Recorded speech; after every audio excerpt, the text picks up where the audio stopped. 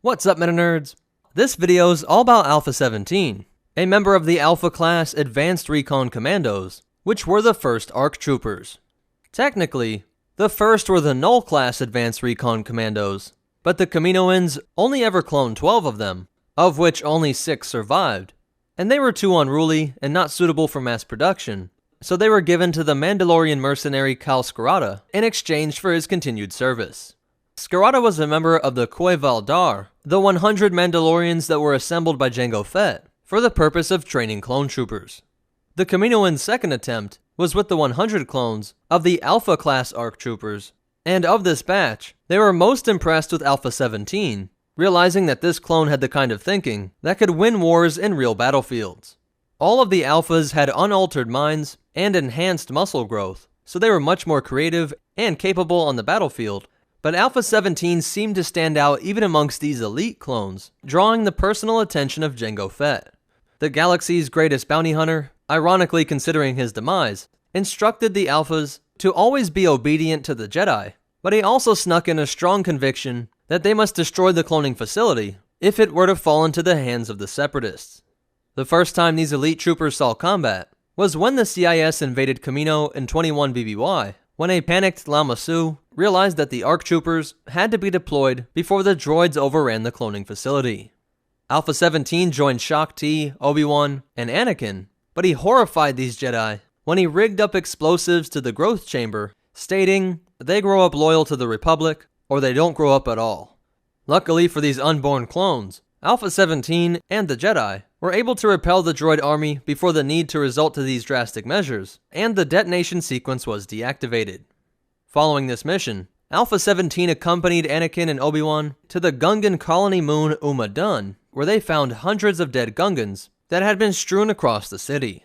They were set upon by the bounty hunter Dirge and the Dark Jedi Asajj Ventress, but the team was able to hold their ground, force their attackers to flee. In realizing that this trooper had just saved his life, Anakin felt bad just calling him a clone, and had the compassionate, albeit uncreative thought, to give him the nickname Alpha. Their next assignment was to the Outer Rim world of Jabiim. This planet had just seceded from the Republic, and the first waves of attacks against the Jabiim Separatists did result in a Republic victory, but days of heavy rainfall got most of the walkers stuck in the mud. The Separatists pressed this advantage, and sent more droid reinforcements, a combination that resulted in heavy clone casualties, and even the reported death of Obi-Wan and Alpha. They were last seen trying to rescue troops from a sinking ATTE, and were thought to have been killed in the resulting explosion. In actuality, they had been captured by the Separatists and transferred to a torture facility on the planet Ratatak. Of course, with Obi-Wan as an ally, this pair was able to escape and rejoin the Republic, where Alpha was reassigned to Kamino to teach all of the skills he had learned from his assignments, each of which through difficulties at the Republic forces that were not predicted by the simulations, and with his experience in the Ratatak prison, he could show techniques on how to resist torture. The Kaminoan cloners decided to take the advice of the Mandalorians, saying that they should expand the training used for those first 100 Alphas, and they appointed Alpha 17 to expand the ranks of the Advanced Recon Commandos. These ARC troopers would undergo a training program that was much more physically and mentally stressful, and was specifically designed to present scenarios that could only be conquered by thinking outside the box, while forcing the clones to realize their own personal strengths and weaknesses, instead of just trying to fit themselves into the combat mold that had been taught to them since childhood.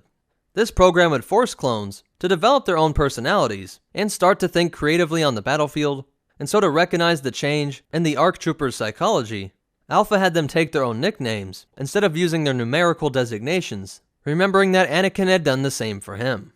Some of the most notable graduates of this program include Gree, Apo, Fordo, Bakara, Cody, Wolf, Thyre, Bly, Neo, Oddball, and of course Rex.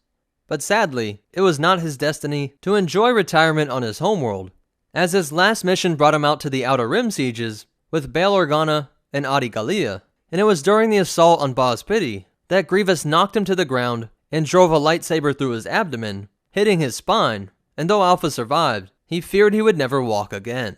Grievous and the CIS forces were driven off, but Asajj Ventress's body was captured, and after being declared dead, she was loaded onto a medical transport, along with Alpha 17, and sent to Coruscant.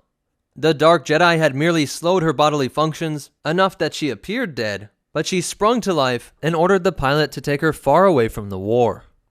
With this hijacking of the medical transport, Alpha 17 was also captured and was never heard from again. Given the fact that it was Ventress who failed to get information out of him on the planet Ratatak, I fear that Alpha may have met a grisly end. So that's it for the story of the founder of the ARC Trooper program. And the only behind-the-scenes fact is that Alpha 17 was originally set to be in the Star Wars animated movie, but Lucas thought there would be way too many names that started with the A sound, like Anakin, R2, Ahsoka, and now Alpha, and so they created the character Rex, whose design was inspired from Alpha 17. And if you were wondering what that unique-looking blaster was, it's the Westar M5, an incredibly powerful rifle that could fire in semi-automatic, fully automatic, or in burst fire modes, while also containing an under-the-barrel grenade launcher. So that's it for the badass founder of the ARC Trooper program. If you liked it, go ahead and hit that like button. And if you want to check out our social media, or ways that you can help support this channel, be sure to check out the description down below. If you want to see more, be sure to hit that subscribe button and hit the bell icon so that you get notifications. But more important than all that, remember, always think of creative ways to kill droids, and the Force will be with you, always.